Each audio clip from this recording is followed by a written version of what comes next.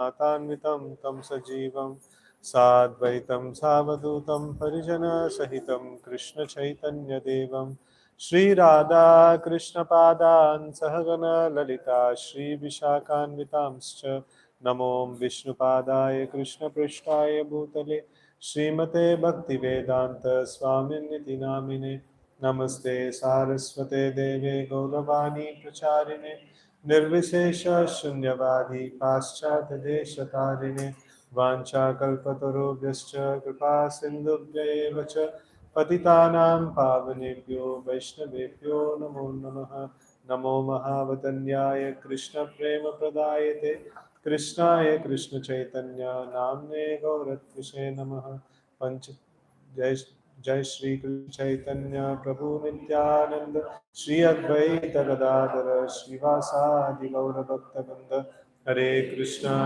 Krishna Krishna Hare Hare Hare Ram Ram Ram Hare Hare Hare Krishna.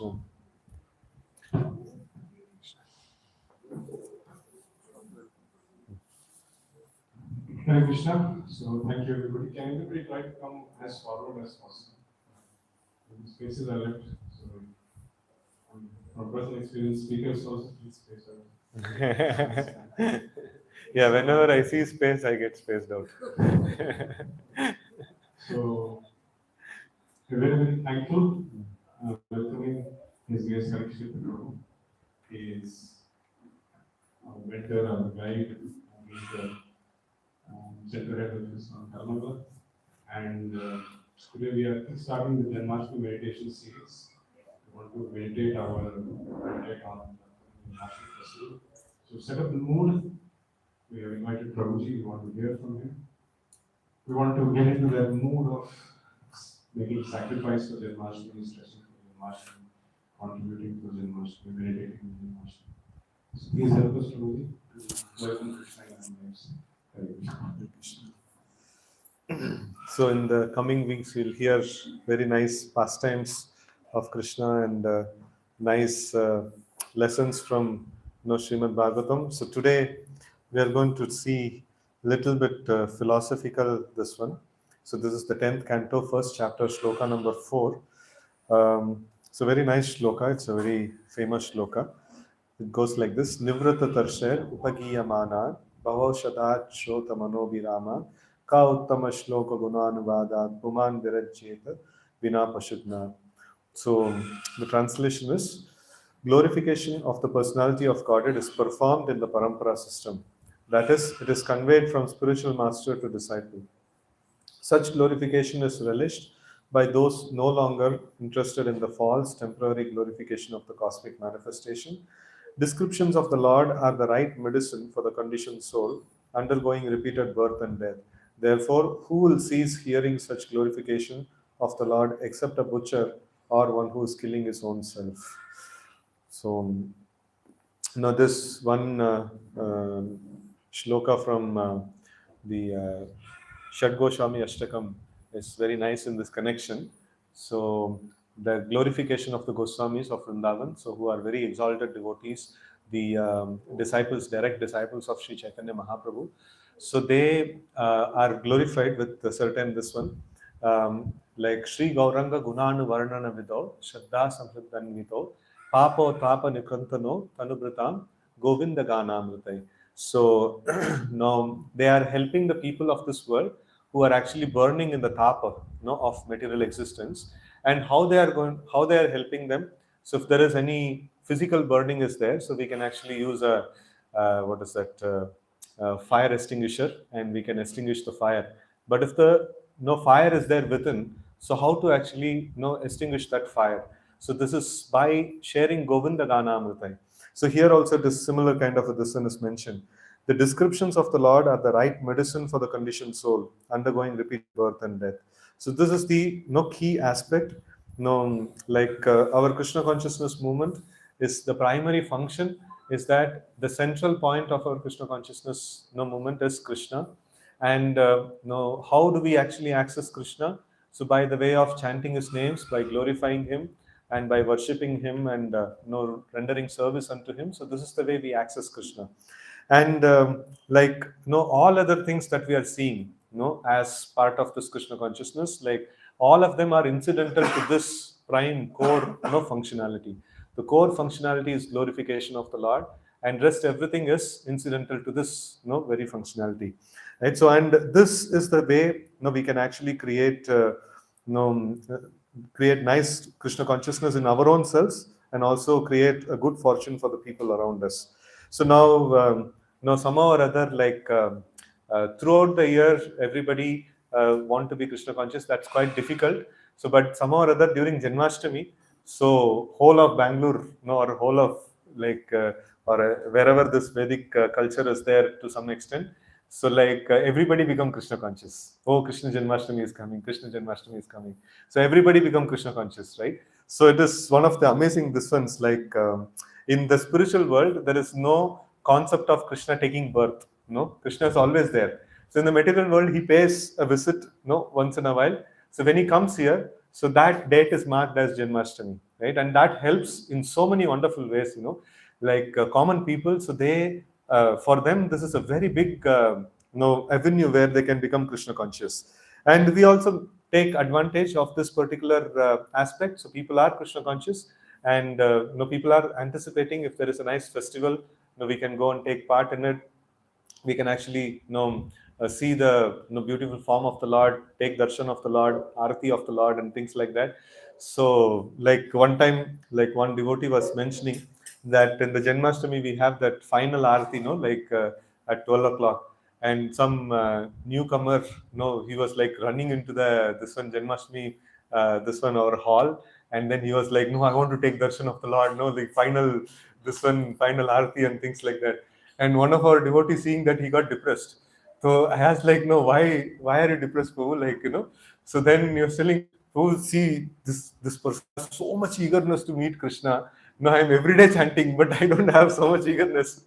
So Aarti happens, like it just happens, like, at another Aarti. So, but then, like, I'm not having so much eagerness. So then, like I was just telling him that, yeah, once in a while eagerness is very nice. So much better than that is like, stable, regular practice of Krishna consciousness. And in the advanced stages of bhakti, again we will get that eagerness. So initially we get eagerness, and then later we get eagerness, and in between, we will be practicing something stably, like, and progressively we will start developing. So why is this new people getting so much of eagerness? Well, anything new creates a lot of eagerness. And then if you ask him to do the same thing for every single day, so eagerness goes down. Only a person who's mad after Krishna, who's so much attached to Krishna, can possess the same kind of eagerness, like day after day after day. Like, no, it is not possible otherwise. So otherwise, like, when we come fresh, when we come new, so that time we get some kind of an eagerness that is there. So, but the key aspect is that this glorification of the Lord and the remembrance of the Lord. So this is the, like, this is the medicine, for curing the material disease. That is the Bhava Roga. So, and we should practice this. We should, as much as possible, we should remember, Krishna throughout our day, and we should chant, and we should study Srimad Bhagavatam in a nice way, and then we should propagate the same thing.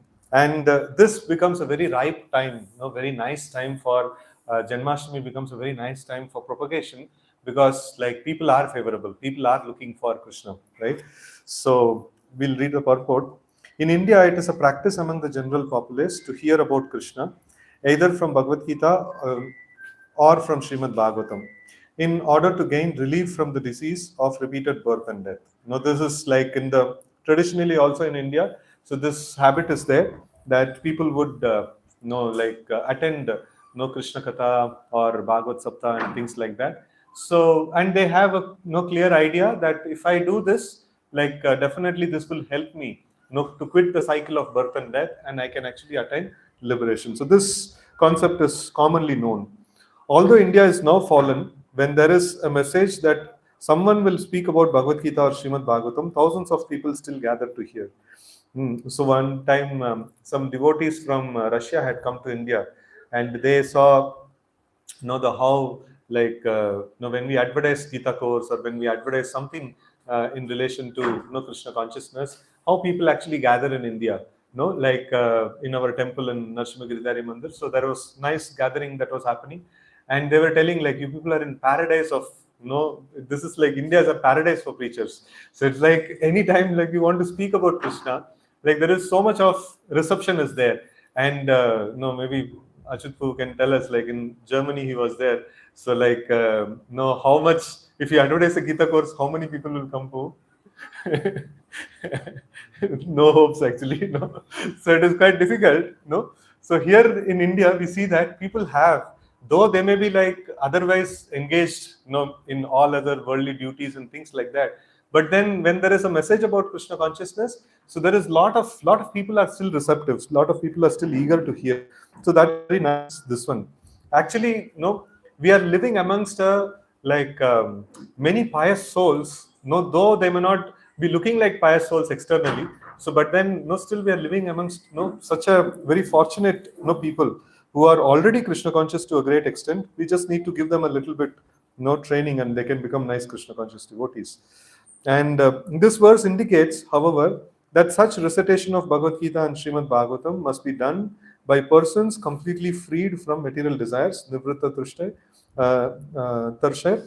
Everyone within this material world, beginning from Brahma down to an insignificant ant, is full of material desires for sense enjoyment, and everyone is busy in sense gratification. But when thus engaged, one cannot fully understand the value of Krishna Katha, either in the form of Bhagavad Gita or in Srimad Bhagavatam. Right, so this is important, this one. Like already, like we have many devotees like who are taking their valuable time out, and trying to recite this message of Srimad Bhagavatam and Bhagavad Gita for the benefit of people in general. So, and like they are also, like now we had a meeting, of the senior leaders of here, and so all of them are very eager to do their personal advancement, so that they can benefit. Their speaking of Krishna Katha will benefit the people around, right? So this is a very important, this one. So like when we become freed from material desires, so then our recitation of Bhagavad Gita and Srimad Bhagavatam will help people, to actually cleanse their heart, and they will get, freed from the material entanglement. So this is a very important aspect. So constant endeavor for personal advancement, and constantly endeavoring for giving the message of Krishna consciousness to people. So these two things have to go parallelly. It is just like there is a, if there is a train, like it has to go, so it needs to have rail, that two patti, so two tracks, one track is the, like our Krishna conscious movement also runs on these two tracks. So one track is the track of we trying to distribute the message of Krishna consciousness. Another track is we try to internalize the Krishna consciousness and intensify our Krishna consciousness. So these two tracks are very essential. So if somebody is only trying to intensify their Krishna consciousness and not trying to spread the message of Krishna consciousness, so then also the train can derail.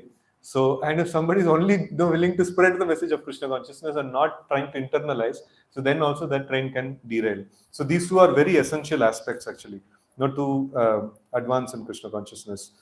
So then, if we hear the glories of Supreme Personality of Godhead from liberated persons, this hearing will certainly free us from the bondage of material activities. But hearing Srimad Bhagavatam spoken by professional reciters cannot actually help us achieve liberation, right? So now we see that, like in the past, who all senior devotees had come here. Gurijan Prabhu had come, and Gaurang Darshan Prabhu had come, Bhakti Purushottam Maharaj had come. So it's like, very glorious, this place has become. And all of you should eagerly pray that, every 1 month, 2 months, like somebody like that should come, some sannyasi should come, like that. So in that way, what happens is, when these great souls come, like when they speak about, Krishna consciousness, so then that is like their practice is very intense, and it impacts us also like very intensely. So in that way, like we always aspire for hearing from great souls. And we all used to, when we were working and living as bachelors, so that time we were 25 of us, we used to live in one house. So, and like wherever some senior devotees come, like we should have that concept that ki, like somehow or other the lotus feet of that person has to no, come here.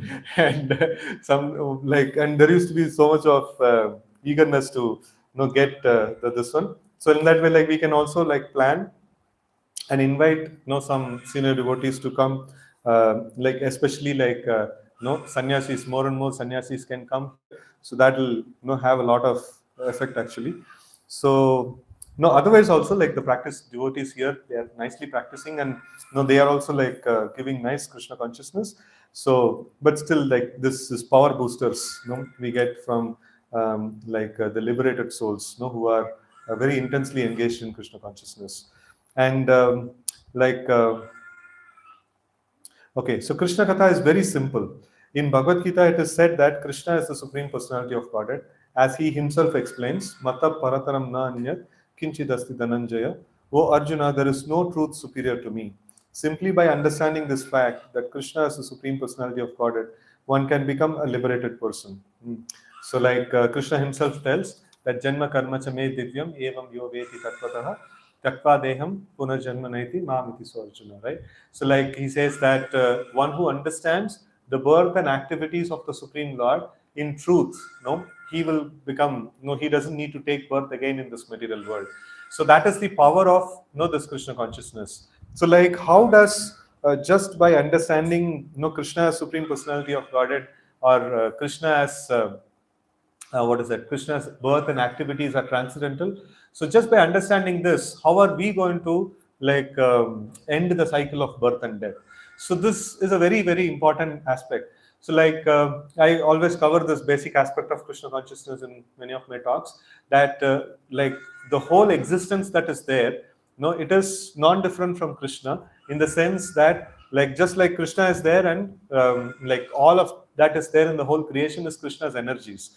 So just like fire is there, and fire is present in one place, but its light and illumination is spread everywhere. So in the same way, Krishna is present, though he is present in Goloka Vrindavan, his energies are spread throughout the creation. And all of us, living entities, we are part and parcel of the Lord. The material energy is part and parcel of Krishna. So in that way, like everything that is existing is part and parcel of Krishna. And understanding Krishna, that like though he is present everywhere, but still he is so personally present with his devotees, and he reciprocates his loving exchanges with devotees, and that is not out of these three modes of material nature, right? So we have affection for somebody because maybe like we are going to get some benefit out of them, or maybe because of some social custom or something like that. So, or we hate somebody because of some material reason. But then Krishna can never hate or like somebody for any material reason. No, his activities are completely transcendental. So when we come to this state of understanding, that means like already we are like beyond the modes of material nature. Because when we are within the modes of material nature, we will never be able to see Krishna as he is. So only when we like go beyond the modes of material nature, we will be able to see Krishna, and his activities are transcendental, and it is completely beyond the modes of material nature. So because like only a person who is liberated can see a liberated person, so and to see Krishna as completely beyond modes of material nature, we also have to be beyond modes of material nature. That is when we can see him like that, right? So in that way, so when we understand Krishna in truth, so we will also become liberated. But especially in this age, because people are interested in hearing Bhagavad Gita from unscrupulous persons who depart from the simple presentation of Bhagavad Gita and distort it for their personal satisfaction, they fail to derive the real benefit. So like Srila Prabhupada used to say, there were so many Bhagavad Gitas that were written and published before the Bhagavad Gita which Srila Prabhupada published. So, and like he used to say that what is the transformation that has created? How many people have actually become devotees of Krishna? How many people have given their life and soul to serve Krishna? So that has not happened. So if that has not happened, so then like this one that presentation of Bhagavad Gita is not pure. There is something ulterior in which is invested over there. So and sometimes these days, like some videos are all floating that Prabhupada's Bhagavad Gita is not proper. Like some people criticize, saying that like where Bhagavad Gita's like where Karma Yoga's chapter is coming, and Prabhupada is telling about Bhakti Yoga. So this is like inappropriate like usage of this one. So one simple logic that we can actually apply is that are people becoming Krishna conscious? Are people ready to dedicate themselves for the service of Krishna? If that is happening, that means this presentation is like proper. No, that is like the very very external level of appreciating the presentation of Srila Prabhupada. And then those who are interested in philosophical understanding, so they need to now these comparisons when it happens, so people actually understand from their own Sanskrit understanding. But how do we understand the scriptures? Like how do we actually? So one important aspect it is mentioned, that is Ata Shri Krishna Namadi Na Bhavet Grahyam Indriya. We cannot understand Krishna's name, form, qualities, and pastimes by our own endeavor, by our own intelligence, or by our own interpretation. So how should we understand? So just before this, it is mentioned we should hear from liberated souls. So there are many, many great liberated souls who were there, established liberated souls, like which Arjuna himself lists down in Bhagavad Gita, Asita, Devala, Vyasa, and personalities like that. And later on, like we have Ramanuja, Madhvacharya, then Nimbarkacharya, and many great personalities, in Chaitanya Mahaprabhu. And in the line of Chaitanya Mahaprabhu, we have great personalities like Vishwanath Chakravarti Thakur, Baldev Vidyabhushan. So these great acharyas have given commentaries. And what Srila Prabhupada has did is just simply repeat the message of the previous acharyas. Krishna's intention, Krishna's words, we cannot understand. Krishna himself tells that it is Raja Vidya Raja Guhyam. So like it is very, very secretive. This knowledge of Krishna consciousness is very difficult to understand. Though it is openly there, notice the Sanskrit verses. Anybody who knows Sanskrit can actually decode, or even the word to word meaning is also there. Anybody can decode. So, but still, why it is secret? It is secret because it is a transaction that is happening between like Bhagavan and Bhakta. So only a Bhakta can understand this. Not anybody else can understand this, right? So Srila Prabhupada sometimes gives this example. If you go to stock exchange, two businessmen are talking, and the language, if you are layman, you will not be able to understand that language at all, right? So another businessman who's shrewd enough, only he can understand this one. So though Bhagavad Gita is appearing to be like a normal Sanskrit composition, but it is very, very deep subject. It has to be understood as it is understood by the previous acharyas, as Arjuna understood, as the further disciples in the line of disciplic succession, they understood, as all the sadhu, samaj, like how they understand. In that way, we should understand it. We should not just understand just as we can interpret it. We can just simply read and interpret it. So that is why, like these kind of things, like it should not shake the faith of the devotees. One simple thing, whatever whatever version of Bhagavad Gita, like people are talking about, simple litmus test is, has it produced people dedicating their life for the service of Krishna? Has it produced like people who are like really devoted to Krishna, in a large scale? So if that is the case, so then we agree that this is a nice presentation of Bhagavad Gita. Right? It's a valid presentation of Bhagavad Gita. So in that way, like Prabhupada's presentation of Bhagavad Gita and Srimad Bhagavatam, it is making many, many devotees. So that means it is a very great version of Bhagavad Gita. And also from the scriptures, we understand that Sri Chaitanya Mahaprabhu had proclaimed that a great personality, a commander-in-chief of Lord Chaitanya, would appear and he would propagate Krishna consciousness far and wide, even in the Western countries. So this was proclaimed. And like when Srila Prabhupada came and did this thing, it is not something like it is something happened by accident.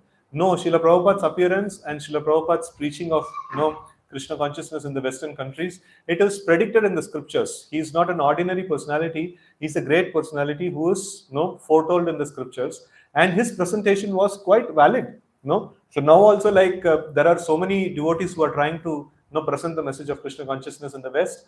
Like nobody is able to do the miracle that Srila Prabhupada did. So his presentation of Krishna consciousness is so genuine, so nice, that people were actually dedicating their life to Krishna. And in fact, when Prabhupada used to come to India and he used to bring his Western disciples, and people used to be astonished. Even the native Indians who were born in the Vedic culture, so even they would not be able to display such amount of devotion to the Lord. And during the manifest presence of Srila Prabhupada, so the disciples were powered by Srila Prabhupada. They were really like exhibiting high standard of Krishna consciousness. So of course this happens when a great personality appears and then he goes, like he departs. So in the history we have seen all the time, whenever a great personality appears and departs, there used to be a surge, that used to happen. So like there used to be intense Krishna consciousness, and then when they depart, there used to be a surge. So when Krishna appeared and left, the same kind of surge was there. When Chaitanya Mahaprabhu appeared and left, same kind of surge was there. In the same way, Srila Prabhupada, when he appeared and left, like there could be like many difficulties that ISKCON could have faced. There is a period of surge that was there, but that was expected. By the departure of a great personality, very powerful personality. So when he departs, these kind of surges can happen. So but then like over a period of time, so it again builds back. So that is like we are in that phase, like rebuilding phase of ISKCON. Whereas like in the initial phase was really very powerful and very amazing when Srila Prabhupada actually presented Krishna consciousness. And now like we are again rebuilding after a period of surge. It's quite a nice growth of Krishna consciousness is actually happening. And in fact, this center itself is a very glorious example, like how nicely people are becoming Krishna conscious, and so many people are getting opportunity to become Krishna conscious. So it is very amazing. This one, like nicely, the leaders here are nicely practicing Krishna consciousness and nicely trying to give the message of Krishna consciousness to others. So it's a very nice this one. It's power of the message of Krishna consciousness presented by Srila Prabhupada. If these books were not there, if we are not discussing these books every single day, if we are not consuming these books every single day, so then we will be powerless. We will not be able to do the transformation that we are able to do. So it's very essential that this the presentation of Bhagavad Gita should be heard from nice devotees and not from people who are just for the sake of making their livelihood. They are trying to do some business out of Bhagavad Gita. So that should not happen. So okay.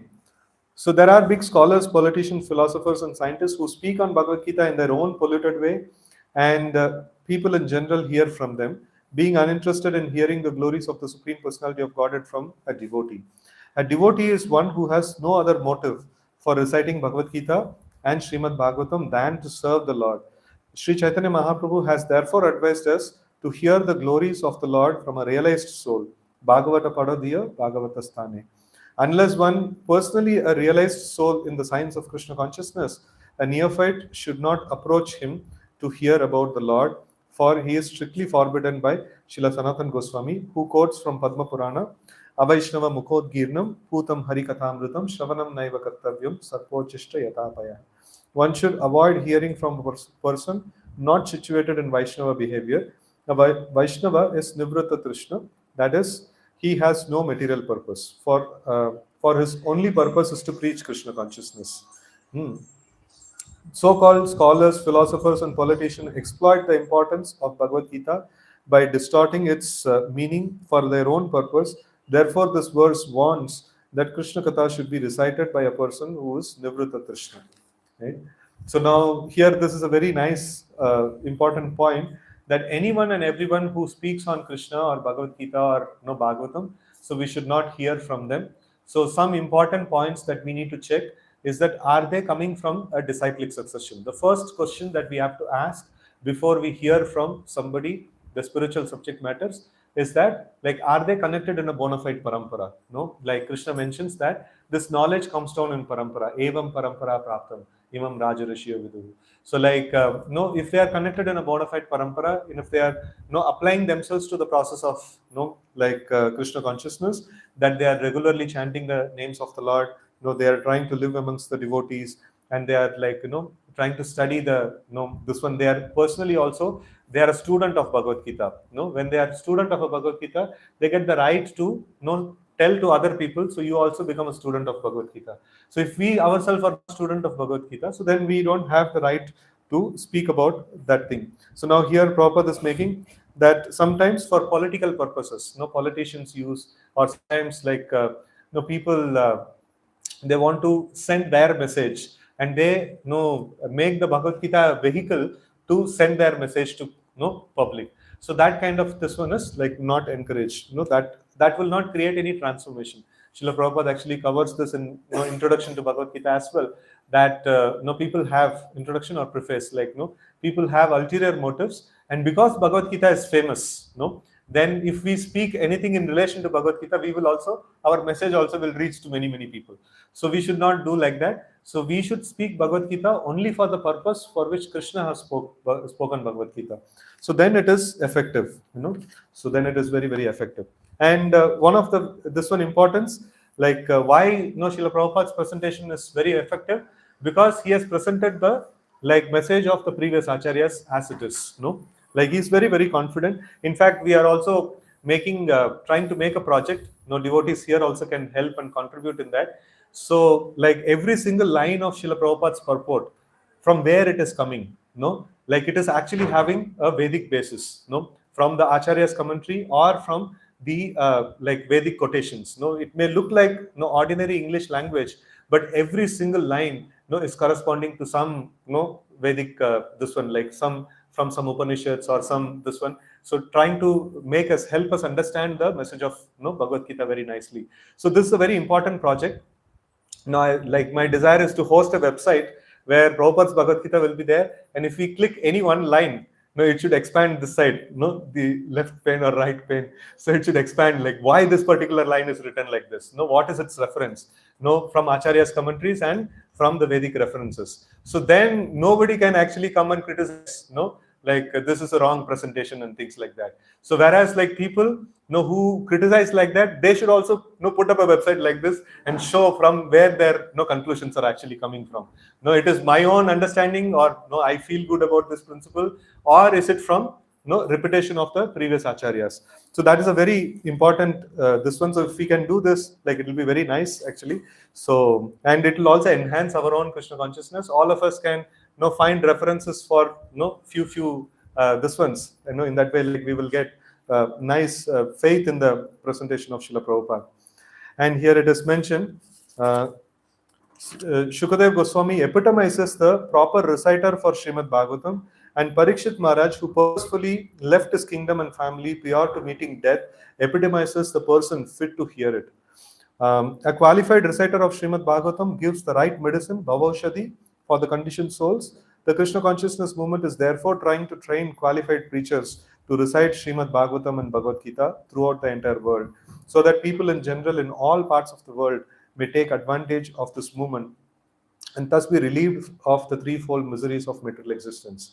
See, this is the vision of the Acharya, and this is the desire of the Acharya, that everyone, everywhere should get benefited.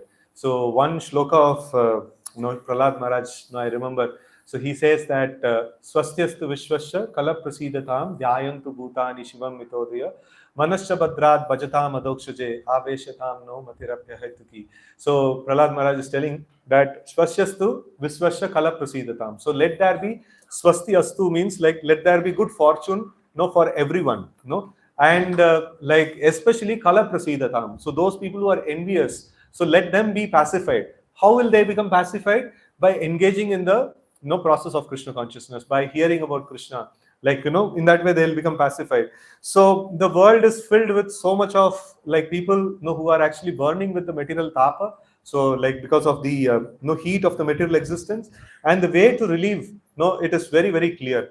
In fact, we were doing one yesterday, we were having one discussion. So in that the discussion was the politicians and the social workers, all of them are having a good intention. What is a good intention? We have to make people's life better. We have to make everybody happy. So this is the basic desire, or a true politician or a true social worker will have this as his goal, that mass of the people should become happy, and the ways of living should become more simpler and easier and things like that. So this is the desire of all of them. And because of that, they bring about so many rules and regulations and so much of reformations and things like that they bring about. And one particular thing that we were actually analyzing, so like this, we were studying Srimad Bhagavatam first canto. So like there, this particular aspect was coming, that Srila Prabhupada was bringing up this aspect of illicit sex, or the aspect of rape. No, sometimes these kind of horrible things happen. And when these things happen, so what will people do? Common people. So they come about in agitation, and then they what is that they are asking for the government to change? Any important thing that they are asking for the government to change? Laws and policies to the effect of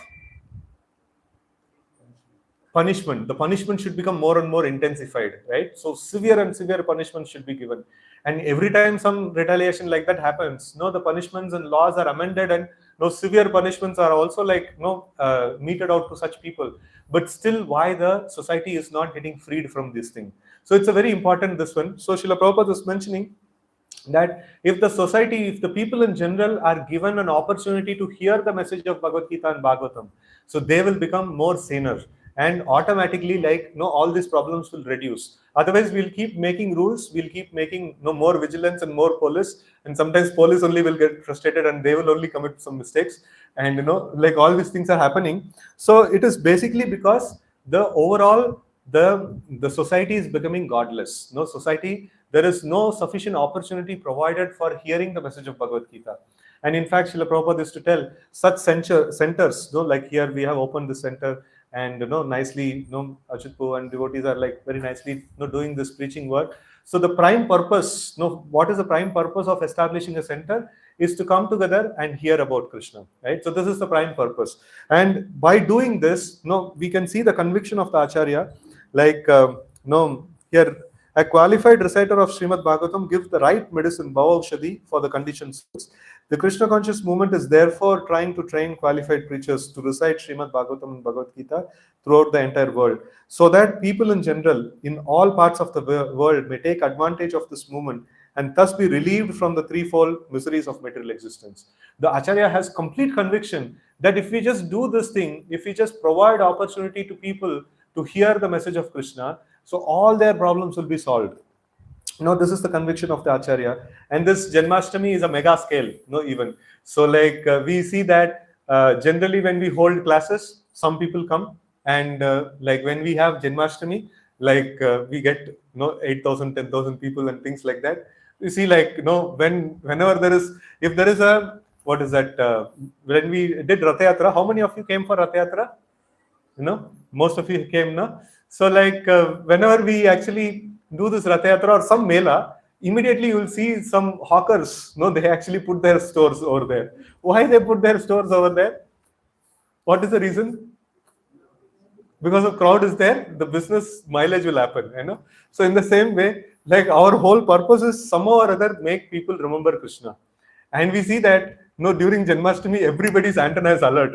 Everybody wants to celebrate Krishna, Janmashtami. And when we put Janmashtami, and so many people, thousands of people are coming, and they are taking darshan of the Lord. They are hearing this one kirtan, and then children's competition. So many people, children are worried. I have to paint Krishna very nicely, and parents are worried. No, you should paint Krishna like Krishna, and things like that. So much this one, everything, the whole thing. At least for that one week or so, all of them are so much of this one. And those people who have very small children, they're meditating on Krishna so much, they are going to decorate their small child as fancy dress competition. That's what the small children can do. So and then this is Krishna costume competition, right? So they select costumes, and they select they make nice turbans, nice this one, and peacock feather, and flute and things like that. And in that way, not just on the day of Janmashtami, the whole span of time, people are actually Krishna conscious. They are becoming Krishna conscious, and that becomes the talk of town. So that is very, very nice. When we do this thing, we see that we are creating Krishna consciousness all around, and we can definitely be sure that it is pleasing Srila Prabhupada. Because Srila Prabhupada is so much, he's with so much of feeling, he's actually writing that we are training so many people to go and recite this Bhagavad Gita and Srimad Bhagavatam, so that people in general can become freed from the threefold miseries of existence.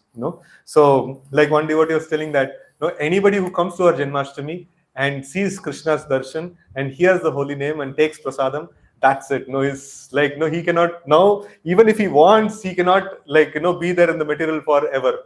Maybe in this lifetime only, or in next few lifetimes he'll be reclaimed by Krishna. right? So no, it is a great service done actually.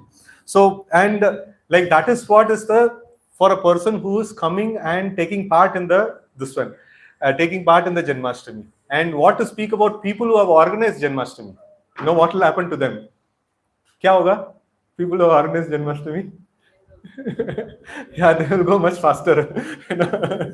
So they will go much faster to closer to Krishna, right? So the instructions of Bhagavad Gita and the descriptions of Srimad Bhagavatam are so pleasing that almost anyone suffering from the threefold miseries of material existence will desire to hear the glories of the Lord from these books and thus benefit on the path of liberation. Two classes of men, however, will never be interested in hearing the message of Bhagavad Gita and Srimad Bhagavatam. That is, those who are determined to commit suicide. No? What is this suicide? Spiritual suicide. The life, for example, a person whose whole subsistence, whose whole family runs because of his salary, and suddenly his boss calls him and says, no, I'm firing you today. What will happen to him? The experience, what will be the kind of experience that is there? Next month salary doesn't come. No, he will not be able to feed his family. No, he will not be able to pay his EMI. No, he is like in deep trouble. Every penny that comes is getting spent in the very same month, and the next month he doesn't have. No, how will he face the next month? So in that condition, his job is gone. No, so then how will he feel? It is as good as his life is taken off. No, as good as there is a challenge of life. No, it's a challenge of survival. In the same way, like a living entity is always a part and parcel of the Lord, and our relationship with the Lord is the master and we are servant. And the relationship, our life and soul is this relationship that is we being a servant of the Lord. So wherever this our relationship with the Lord as a servant is challenged, that is compared, that is equivalent to the suicide, or that is equivalent to the death of spiritual death. So when we are separated from the Lord, so separated from the Lord means separated from the service of the Lord. There are so many people they tell that, oh, we are also what is that, God conscious. हम लोग दो चार अगरबत्ती दिखा देते हैं भगवान को, so we are also God conscious. So that is okay. No, so but then the real God consciousness is, so am I doing something in relation to the Lord, in service of the Lord? So what the Lord wants, in that way, if somebody is doing, so then only that service or that connection is established, and then only there is life. Krishna is the source of all the life. And though there is, if we are disconnected from Krishna, then we become lifeless. And the connection to Krishna happens by the way of service. Just like if I want my phone to be charged, I need to have a proper apparatus. That is the charger, and the charger should be connected in this one plug point, and the switch has to be switched on. So then the mobile will get charged. If anything is missing in this whole process, I have just kept my phone using a double tape, stick to the this one plug point. It will not it will not charge. It is the proximity, though the proximity is very close. And but then it will not charge. So I should use the charger and I should switch on this one, the switch for charging. In the same way, being closer to Krishna is not sufficient. Being established in connection with Krishna in the mode of service, that is very important, right? So that is the way we get connection to Krishna. And when we are connected to Krishna, so then there is life. And if the connection to Krishna is not there, so then it is as good as death. That is why from the spiritual point of view, so the people in the world are forgetting Krishna, and they are practically committing suicide, a spiritual suicide, right? So that is why they are working so hard to give this message of Krishna consciousness. So those who are determined to commit suicide, that is those who are determined, I will never serve Krishna, only God can help them. So then those who are determined to kill cow and other animals for the satisfaction of their own tongues. So when we engage in very sinful activities, then also the desire to understand Krishna, or the understanding of Krishna doesn't manifest. So in Bhagavad Gita, Krishna mentions that Esham tu antagatam papam jananam punya karmanam te dvanga moha nirmukta bhajante mam dridhavrata. So somebody has to execute Krishna consciousness as dridhavrata, solidly practicing Krishna consciousness. So they have to free themselves from the sinful reactions. So that is very essential. And especially, Srila Prabhupada recommends us that here in this particular shloka, Vina Pashubna is mentioned. So at least no one should not kill innocent animals. So then, like if they do that, so then they will not be able to relish the message of Krishna consciousness. Hmm. So although such persons may make a show of hearing Srimad Bhagavatam at Bhagavad Sapta, but this is but another creation of karmis. So who cannot derive any benefit from such performance. So the word Pashugna is important in this connection. Pashugna means butcher.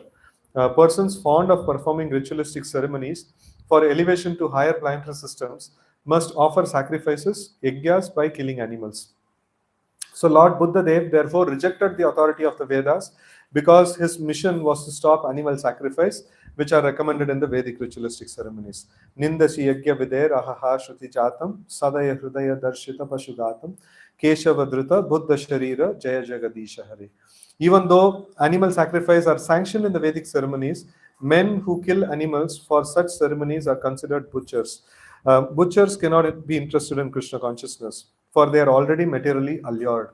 So, though the Vedic system, some religious practices also allow the killing of animals. So that is considered to be a lower level of religious practice, and such religious practice cannot come about in or cannot result in Krishna consciousness. No, Krishna consciousness means the religious practice like will result in what is that remembrance of the Lord.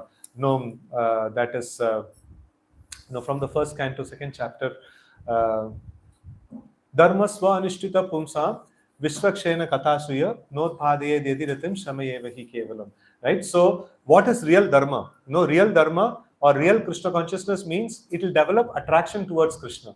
So, but then why in the Vedas also there is recommendation for animal killing? There is animal sacrifices in the is recommended in the Vedic scriptures.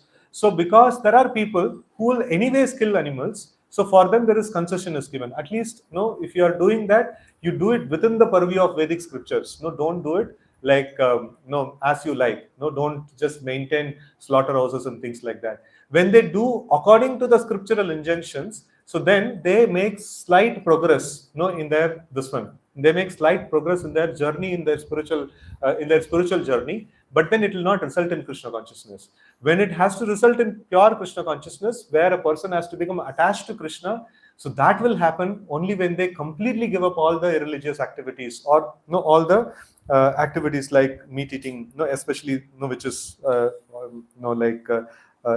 what is it highlighted in this particular shloka. So when we do that, so then we make solid advancement in Krishna consciousness. Otherwise, we will make some advancement in Krishna consciousness or some advancement in the religious path, but we will not come to the path of, we will not come to the platform of Krishna consciousness.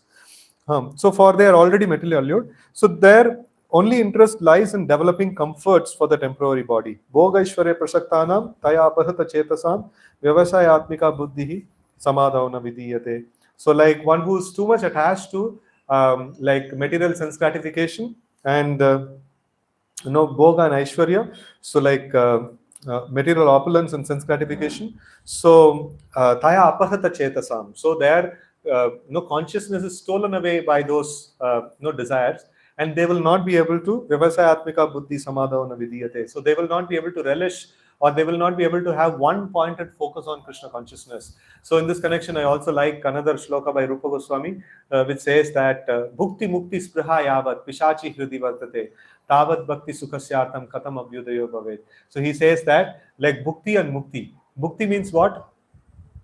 Bhukti means material sense gratification and Mukti means desire for liberation. So these two things, desire for sense gratification and desire for liberation. So these two things are like he's comparing them to witches, Pishachi Hridi Vartate. So like what happens, what is the effect of a ghost if it haunts a person? Sometimes when I bring about this question, people say like, no, please don't discuss such topics. In fact, in one of the base, like one of our youth programs, we were discussing this, and one boy suddenly like he got up and he was like screaming and he went into a room. And then we asked like, no, what happened to you? Like, no, I have so much fear of ghosts. So, but then we are already haunted by some ghost. So then I told that, we see like Brahma Bhuta Prasannatma na Sochiti na Kankshati, like no. So we are also like Bhuta, like we are also Brahma Bhuta, and we become even more terrified. So like anyway, so here devotees are nicely chanting Hare Krishna. So you are not terrified, like no, you are Abhaya Charana Aravinda. So like so no, this no, the desire for liberation and desire for sense gratification, so they actually take away one's consciousness, and then they thoroughly engage in the pursuits of sense gratification and liberation. So the desire for Krishna bhakti, pure Krishna bhakti, purely like rendering service to Krishna and wanting to see a smile in the face of Krishna, it is a very, very rare desire. No, it is not so easily possible. So people who are interested in those things, like Rupa Goswami is telling, Tavat bhakti sukasyatam katam abhyudayo bhave. Katam means like how will it arise? How will the pure happiness or pure bliss for Krishna, like pure bliss in Krishna consciousness, will arise in such a person's heart? So who is busy, behind the materialistic pursuits? No, it is not possible. Right? So that is why. So in the minds of those who are too attached to sense enjoyment and material opulence, and who are bewildered by such things, the resolute determination of devotional service to the Supreme Lord does not take place.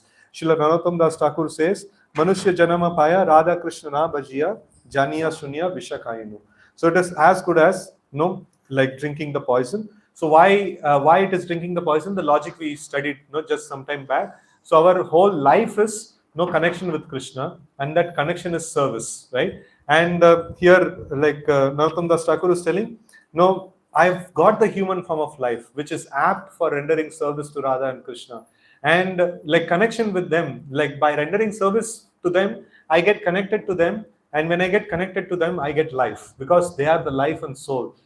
Like how many of you know this Radha Krishna Pranamore bhajan? We sing as a Shayana Arti, we sing. Sometimes here also we may sing. Like it is a very, very nice bhajan. Radha Krishna Pranamore. What is the meaning? Radha Krishna is my prana, right? So Pranamore. And then what is the next line? Yugal Kishore. No, they are like very, very youthful couple. And what is the next line? Jivane Marane Aranahimor, right? So like it is very, this one, the Acharyas, they actually set the clear understanding of the Krishna conscious principles, like the service to Shri Shri Radha and Krishna. First of all, Shri Shri Radha and Krishna, they are the life, and our connection with them is through the service. So when we are engaged in the service of the Lord, so then there is some life is there.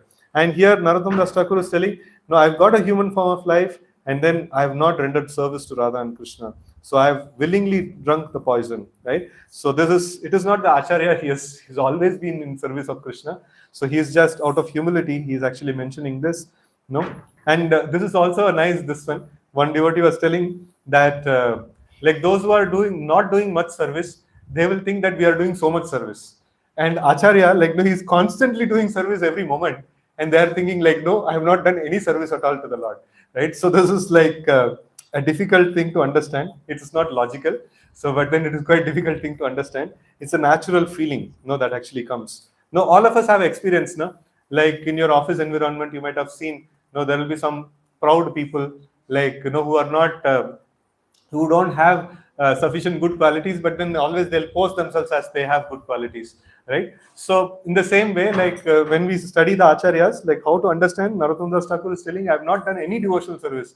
So this is just a phenomena. It occurs. Naturally, a humble person will think, I have not done anything good, but always he will do good things. So, and a person who is very proud, he will naturally think, I am doing so much good. But then nobody can see like what good he has done. So like that. So this is a contrast, like contrast of it is a natural emotion that actually comes.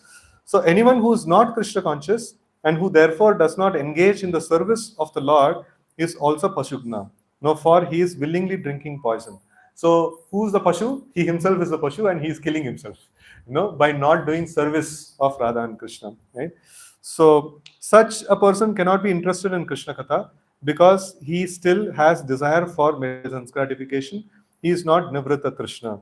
As it is said, okay, so now we see that this also gives a very nice, this one appreciation for the people who are coming for our programs, like even the new people like who are coming for our programs, like we should appreciate a lot. No, they have sat through and they have heard even one class. That means they are great souls. No, they are like really very great souls, because no, it is not so easy like to give a oral reception to Krishna Katha. No, like we see that like when somebody is interested in Krishna consciousness, so like when we go out for distributing the message of Krishna through form of distributing Bhagavad Gita or distributing the pamphlets of Janmashtami and things like that. So we see some people, they are very interested. No, we were looking for it and like, so thank you and things like that. So that means some level of Sukruti has sprouted in their heart. No, and the next level is the people who come and attend one class, two class, and then go away. So they are also great souls. No, otherwise they cannot sit and hear so much of Krishna Katha also, right? So and then the next level, more advanced people are, they can attend like maybe some 10 classes or 15 classes, and next level advanced souls are those who have landed up in Bhakti Vriksha. They are like great souls actually. So we should worship them. So like they have come crossed so many this ones. Like somebody who is able to sit and hear about Krishna, that means they are very great souls. No, they are like rarest entities in the whole creation. So because all of us who come here are hearing Krishna Katha, we don't value each other. So but then like it is so important that like one who can hear Krishna Katha is very, very great. And as it is said, Tarivargikas te Purusha Vimukha Hari Medasah. So those interested in Trivarga, that is in Dharma, Artha and Kama, or religious for the sake of achieving a material position with which to gain better facilities for sense gratification. Such persons are killing themselves by willingly keeping themselves in the cycle of birth and death. They cannot be interested in Krishna consciousness. So like there is 4 things are there. 4 Purusharthas are there: Dharma, Artha, Kama and Moksha. So generally the Moksha, it should tend towards Krishna consciousness. So if somebody is not interested in Moksha, or somebody is not interested in Krishna consciousness, and they're only interested in Dharma, Artha and Kama, that means like they are not interested in the service of the Lord. Rest everything they will try to do. So that means they are also considered to be Pashupnath. They are also considered to be a killer of the soul, right? And for Krishna Katha, topics about Krishna consciousness, there must be a speaker and hearer, both of whom can be interested in Krishna consciousness if they are no longer interested in material topics. One can actually see how this attitude automatically develops in person who are Krishna conscious. Although the devotees of Krishna consciousness movement are quite young, they no longer read materialistic newspapers, magazines, and so on, for they are no longer interested in such topics. Nivritta Tarshay. So Prabhupada would have been there today, like he would say. What else he would add in this list? No longer interested in going to materialistic movies, no longer interested in seeing Netflix, and so no longer interested in seeing like endless scroll in social media. So like that, so that's a sign of a devotee actually. So we should try to come up to that expectation of Srila Prabhupada. And they completely give up the bodily understanding of life for topics concerning Uttama Shloka, that is Krishna himself, the Supreme Personality of Godhead. The spiritual master speaks and the disciple actually hears with attention. Unless both of them are free from material desires, they cannot be interested in the topics of Krishna consciousness. The spiritual master and disciple do not need to understand anything more than Krishna, because simply by understanding Krishna and talking about Krishna, one becomes a perfectly learned person. So Kasmin Bhagavato Vijnate Sarvam Idam Vijnatam Bhavati. The Lord sits, that means like anyone who understands Krishna, he understands everything that needs to be understood. So that is the logic. So because Krishna is the fountainhead of all the creation, Krishna is the fountainhead of all the knowledge. Now what is the shloka from Bhagavad Gita supporting this? Ahameva Vidya. Vedeshu Sarver Ahameva Vidya. Vedantakrit Vedavid Devachaham, right? So like of all the Vedas, like what is to be understood, what is to be known? Krishna alone is to be known. If we there is we can bring about nice management principles from Bhagavad Gita, and we can bring about so many different things from Bhagavad Gita. So that is good. Like that can act as an attractive feature. So but then the real thing that is we need to understand from Bhagavad Gita is Krishna. And when we understand Krishna, what is the effect of understanding Krishna? We will desire to surrender to Krishna. No, that is the effect of understanding Krishna, right? So just like what is the effect of understanding who's our boss? No, we will render service to him. No, because salary has to come, you know. So like in the same way, like the effect of understanding Krishna is we will surrender to Krishna. So that is the real effect of understanding Krishna. No. So Lord sits within everyone's heart, and by the grace of the Lord, the devotee receives instruction directly from the Lord Himself, who says in Bhagavad Gita, Sarvasya chaham hridi sannivishto matta smrta jnanam apohanam cha vedescha sarve rahameva vedyo vedanta krit veda videva chaham. So Krishna, the Prabhupada himself is quoting this sloka. I am seated in everyone's heart, and from me comes remembrance, knowledge, and forgetfulness. By all the Vedas, I am to be known. Indeed, I am the compiler of the Vedanta. I am the knower of the Vedas. Krishna consciousness is so exalted that one who's perfectly situated in Krishna consciousness under the direction of the spiritual master is fully satisfied by reading Krishna Katha as found in Srimad Bhagavatam, Bhagavad Gita, and similar Vedic literatures. Since merely talking about Krishna is so pleasing, we can simply imagine how pleasing it is to render service to Krishna. So this is like a nice Yorker for the practicing devotees. And so like the sign of practice of Krishna consciousness means like we should be deeply pleased. We should be deeply happy within the heart. That is a sign of practicing Krishna consciousness. And sometimes people may say like, no, I can be happy, but then so many external influences are there. So that is a sign. Amidst the external influences, like one has to be happy and peaceful. That is a sign of practicing of Krishna consciousness, right? So if we are not having that, so we should sincerely desire for that, and we should inquire. This is the point of inquiry. This is what we should inquire from our superiors. How can I become happy and peaceful in Krishna consciousness? How can I become deeply satisfied by the practice of Krishna consciousness? If that is not there, there is something problem in the way I am executing Krishna consciousness. So like, please enlighten me in this particular process. How can I become deeply pleased, deeply happy within my heart?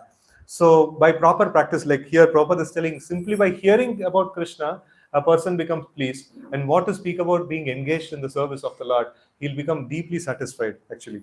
So this deep satisfaction is what is expected from the practice of Krishna consciousness. And we should try to do this thing, and we should try to propagate this Krishna consciousness, right? So like two important tracks, right in the beginning we discussed, like in the matter of Janmashtami, also in the matter of any services that we have. So two important things that we have to do. One is intensify our devotional service deep within, and then try to go out and give this message, internalizing and also like spreading. So these two things should happen. So if these two things are not happening, so then the effect will not be so effective. Okay, so when discourses on Krishna Katha takes place between a liberated spiritual master and his disciple, others also sometimes take advantage of hearing these topics and also benefit. These topics are the medicine to stop the repetition of birth and death. The cycle of repeated birth and death, by which one takes on different bodies again and again, is called Bhava, or Bhava Roga. So Bhava Roga means like, Bhava means like, again and again coming. So repetition, that is called Bhava. And what is a repetition? Repetition of birth and death. So that is why this is the main problem that people are stuck in. So the one of the things that we have to convince people is that we have to convince people what are the real problems of life. So if they are convinced their problem of life is I don't have a bungalow, then what will they be working for? They'll be working for earning more money. But if we convince them your real problem is not having bungalow or not, if you are supposed to have, you will definitely get it. Nobody can stop it. Even like any powerful person comes also, he cannot stop. Like if you are destined to have a bungalow, you will definitely have a bungalow. Why waste time on that? Let us like see what is the real problem of life. The real problem of life is breaking the cycle of birth and death, and which activity can actually save us or give us this liberation from the cycle of birth and death, by hearing Krishna Katha. That is what is going to help us stopping the cycle of birth and death. So defining what are the real problems of life, and then we can define what is the process to attain that. So in this way people can become interested in Krishna Katha. If anyone willingly or unwillingly hears Krishna Katha, his Bhava Roga, the disease of birth and death, will certainly stop. Amazing. So therefore Krishna Katha is called Bhava Aushadhi. Like there are different Aushadhis that are there. So like there are Aushadhis for like cold, cough, and fever, and then no, like bigger aushadis are there, like no aushadis for cancer and sugar and things like that. So now we see that bhava aushadi, no. So the medicine that can actually solve the problem of repetition of birth and death is hearing of Krishna Katha. And karmis or persons attached to material sense enjoyment generally cannot give up their material desires. But Krishna Katha is such a potent medicine that if one is induced to hear Krishna Kirtan, he will certainly be freed from this disease. A practical example is Dhruva Maharaj, who at the end of his tapasya was fully satisfied. When the Lord wanted to give Dhruva a benediction, Dhruva refused it, saying, Swamin Kritartoham Kritartosmi Varam Nayache. My dear Lord, he said, I am fully satisfied. I do not ask for any benediction for material sense gratification.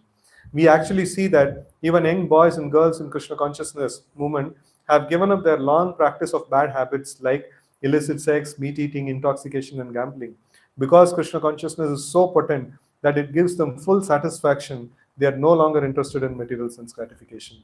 Right? So this, like, the desire for material sense gratification, whenever this topic comes, like it's often quoted. The example of Dhruva Maharaj is often quoted. So Dhruva Maharaj, like he wanted a bigger kingdom than his great grandfather. His father, who is the father of Dhruva Maharaj? Uttanapad. Uttanapad's father is Manu, and Manu's father is Brahma. And Brahma's, like, where the Brahma's kingdom extends?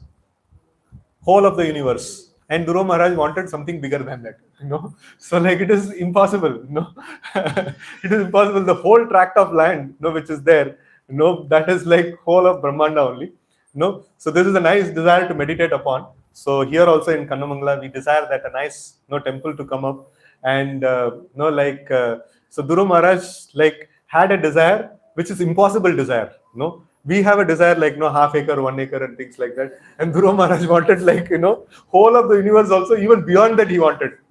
So it is like impossible desire. So in fact, when Lord appeared in front of him, so first thing the Lord told is, Dhruva, like I'm pleased with your prayers, pleased with your tapasya. So, but then I have to tell you that your desire is impossible. So like there is like at least while desiring you should consider like there is some possibility of getting that thing. You have desired something impossible. So but then what did the Lord told? So because you have pleased me, a person who has pleased me, his desires cannot go in vain. Even though you have an impossible desire, it has to come to pass because you have pleased me. That is the power of pleasing the Supreme Lord. And we can imagine like half acre, 1 acre, like we can aise hi lena chahiye hum log. So only thing which Achyut was telling that or only major problem in getting the land that somehow or other like we have to become more Krishna conscious. And Prabhu's desire is that all the congregation devotees houses, Mangalarti and morning program, in whatever way, like it should start. So if we do this tapasya, if we do this yajna, the result will be whatever desires you have, it has to get manifested. So there is no way, you did yajna and then no result did not come. Like Krishna personally mentions in front of Dhruva Maharaj, he personally mentions your desire is impossible, unreasonable desire. But then like you pleased me. So because you have pleased me, there is no question of your desire not being satisfied. So that is the power of performing yajna. So we should, like all of us, like the nice way to actually bring about these kind of expansions is that intensely chanting the Hare Krishna mantra, nicely doing the morning program, and nicely studying Srimad Bhagavatam. Now, if we do this in a determined way, all of us, if we are coordinated way, if we are doing this nicely, so then the result must manifest. There is no way that Krishna will deny the request. No, it must manifest. And here we see that Swamin Kritartoham Varam Nayache. So like, so this shloka is also very nice shloka to meditate upon. So devotees can memorize this shloka. So this says that Sthana Bilashi, anybody knows this shloka? Sthana Bilashi Tapasi Stitoham, right? So like he was, what he was doing? Tapas. He was doing tapasya. And what was his desire? Why he was doing tapasya? Sthana Abhilasha. He was having the desire for a bigger place. And we are also doing tapasya. So not primarily for getting bigger place, primarily for pleasing the Supreme Lord. And why do you want bigger place? because our superiors, no, our acharyas, like, no, they have the desire that Krishna consciousness should spread everywhere, following in their footsteps. Just to please them, we want a place, no, in Kannamangala, right? So like that. So just to please them, we want, and for that, we execute this one, and then like what happens? Tapasi Sitoham, and then he was desiring for a bigger land, and then like what was the result? Tvam praptavan, no, I got you. Like, no, I was looking for something else, no, but I got you. So like Krishna appeared in front. So he's telling that, no, I was desiring for something, but then Tvam Praptavan. No, Deva Munindra Guhyam. So you are more difficult to achieve even by the Devas and Munis, like who are performing so much of austerities and tapasyas and penances, even they cannot achieve you. But then I'm seeing you in front of me. It is like, I'm very, very grateful to you. Right? So, like Tvam Praptavan, Deva Munindra Guhyam, and then Kachan Vichinvan, Api Divya Ratnam. So, his looking for a bigger kingdom than his great grandfather is like, looking for some broken pieces of glasses. So, but then I have got Divya Ratnam. I have got like the priceless jewels, that I have got. And then Swamin Kritartoham. So, Kritartosmi. Like, he's telling that, oh, now I'm very, very grateful to you. So in this whole process, Guru Maharaj got a bigger kingdom and he got the Supreme Lord also, right? So in the same way, like we will also get nice temple for the Lord. No, Guru Maharaj wanted a kingdom for himself. No, but we don't want a temple for ourselves. No, we want temple for the Lord, right? So and then following in the footsteps or following in executing the instructions of our superiors. No, we want a nice place of worship for the Supreme Lord in this place, right? So when we execute the yajna very nicely, so then we are bound to get the result, So in this way, like this Janmashtami is an yajna, our personal sadhana is an yajna, our morning program is an yajna, our preaching programs are yajna. Everywhere we should try to see, I should execute this particular service only and only for the pleasure of the Supreme Personality of Godhead. And if he becomes pleased, may the desires of the previous acharyas, may the desires of the our spiritual masters and the in charges, GBCs in this area, may their desires come true. In that way, like we can actually put in our effort and do every single aspect of our Krishna consciousness as an yajna, as an activity meant to please the Supreme Lord. Right. So with this, I pause today's discussion. Any questions or comments devotees can ask. Any questions, comments, discussions? Yes, Prabhu. Mine is coming to you. Thank you.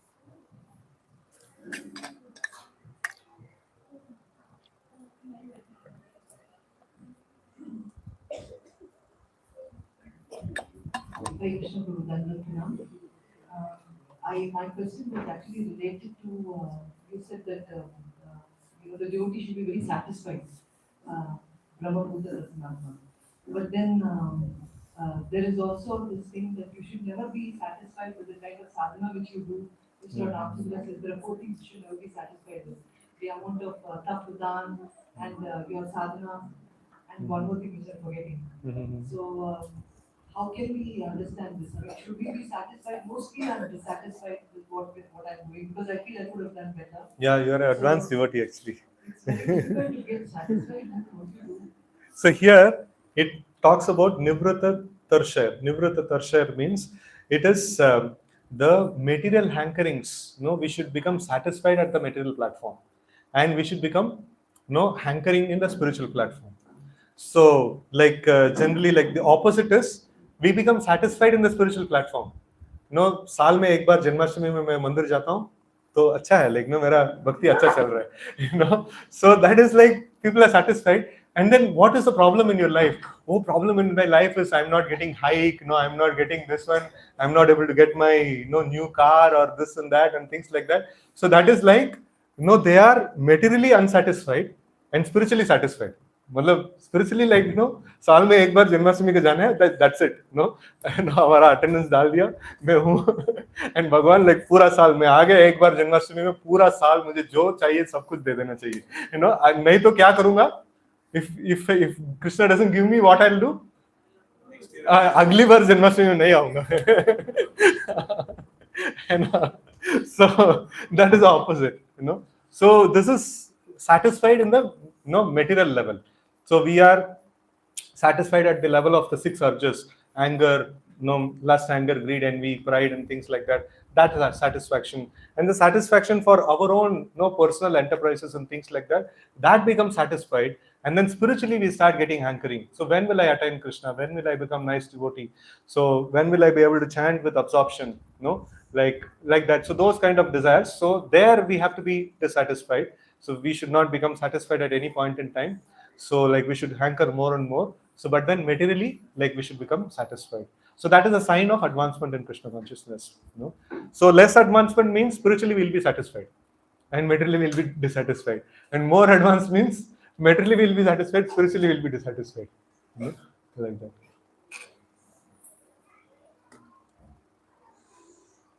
Anyone else would like to ask a question or want to share something like what you heard, which you liked? Okay.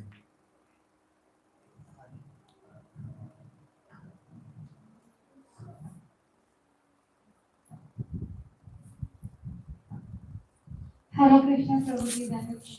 My question is, you said that as more we advance in bhakti, the more we are satisfied and we are happy inside. But when we see like the bhajans you mentioned, Narottam Das, Thakur Maharaj, and then other senior devotees, we see they are always crying, unsatisfied, unhappy, and then intention. Like we see even Prabhupada, the way he took out the moment. So how do we understand that? I mean, like we should be happy and satisfied just with our sadhana and everything, or we should take that, sort of tension to work ahead to help the devotees. How is it? Okay, so this is a nice this one. So this goes to this bring about the definition of happiness and distress. So what is the definition of happiness and distress? So like materially speaking, when people get some good achievement, so then when they make some good achievement, so they become happy. So but a spiritualist seeing, from a spiritualist vision, he's actually suffering.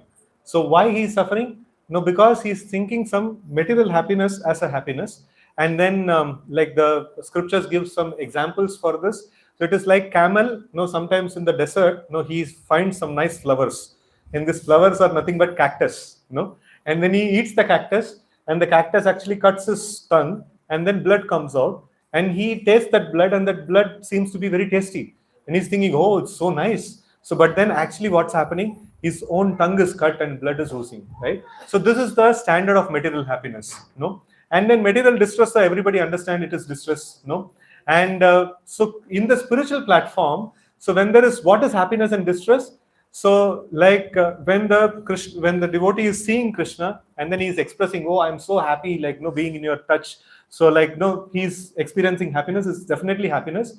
But then when a devotee is feeling separation, or when a devotee is like feeling, oh Krishna, you're so far away, like when will I actually be able to reach you? Or a devotee is thinking that, oh, the mission of Krishna consciousness is there, when will we be able to spread this mission of Krishna consciousness so far and wide, so that everybody can become benefited? So when this anxiety comes, if it is actually on the spiritual platform, a deep satisfaction and deep happiness actually comes in the heart, right? So but then like in the material platform, we see both happiness and distress creates problem, creates destruction. So one example, one devotee was quoting that if somebody is a heart patient, if you go to him, what will the doctor advise? So which kind of news we can give, happy news or sad news? Both we cannot give.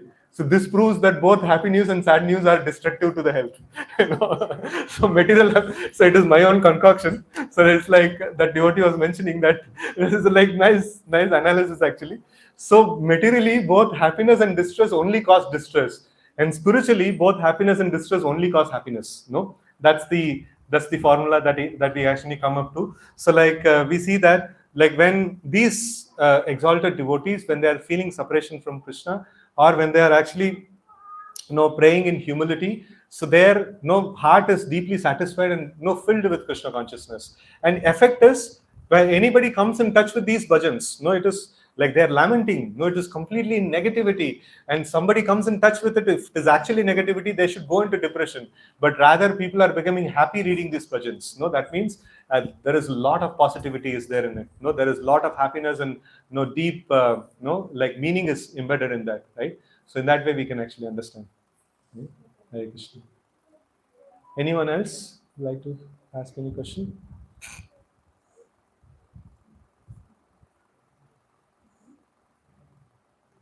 Okay, so anyone would like to share something that you liked in this session? One or two devotees can share.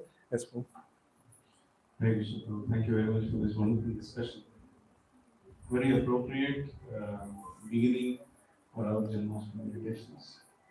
Some personal takeaways for me is that I got reminded again that all these centers are primarily meant for Swarna. They are meant or created. ISKCON centers are different from um, Prabhupada strictly says in his books like the churches where no katha and no kirtan is happening. And he warns us that even if in ISKCON centers if katha, kirtan and prasad distribution is not happening, then it will become like the old school libraries and the old school churches. So this center is meant for hearing Shravan of Krishna.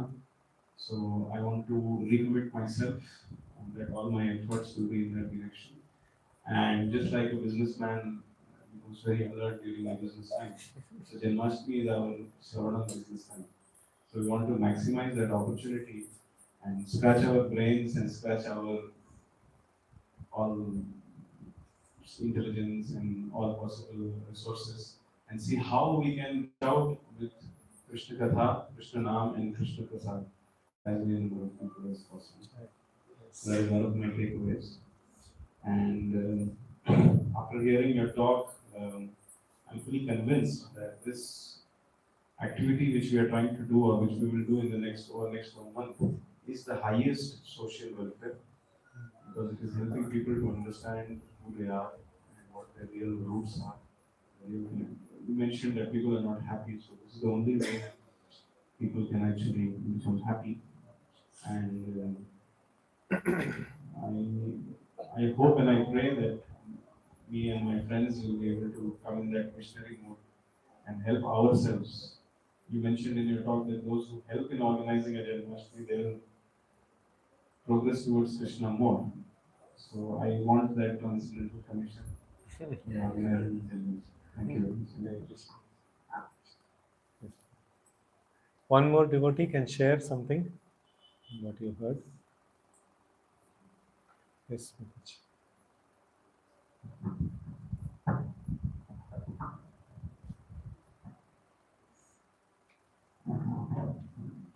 Hello, Hare Krishna. I like the point that we cannot reduce crime in the society by giving punishment, but by spreading more and more Krishna consciousness among the people. I like that point. Jai. Yes, Hare Krishna. So, thank you. Srila Prabhupada ki jai, Gaur Bhakta Vrinda ki jai. Hare Krishna.